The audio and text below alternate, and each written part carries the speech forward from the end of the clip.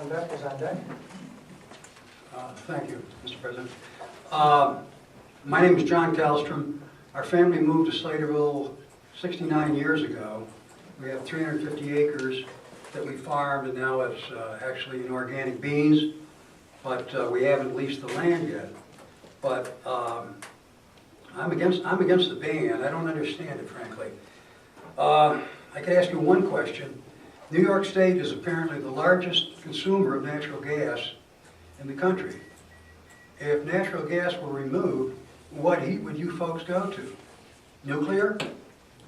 Coal? Wind, solar, which blow half the time and shine half the time? Could we burn wood? Or do we sit in a dark and freeze? We're not going to get an answer to that right now. Is your attorney here, Mr. Barber? Yes, ma'am. Okay. Could I ask you to answer a question at the next meeting? So, two questions, if you mind. Sure.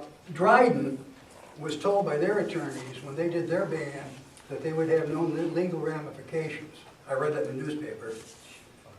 They have a lawsuit against them today. Could you try to find out what their bills are to this point? That'd be an interesting question to make available to the community. You have the same ability to get that information as I do. Pardon me? You have the same ability to get that information as I do.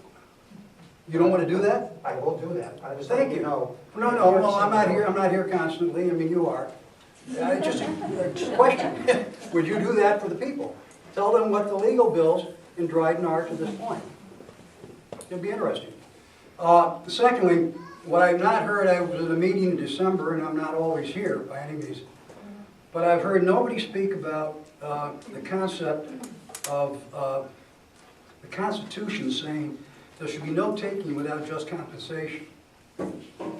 And the last, I'm not an attorney, and I'm not all that smart, but the last thing I saw about takings were lawsuits, been elsewhere, but they were in the Carolinas, North or South Carolina, and a gentleman had bought a beach lot and intended to build a house on it.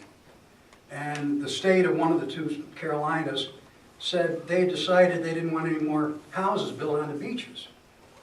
So he said, well, fine, I just paid $200,000 for the lot, I was going to build a house on it, buy the lot from me, and I guess we'll call it even. But they said, oh, no, we're not taking the use of the lot, you just can't build on it. It's your lot, but you can't build on it.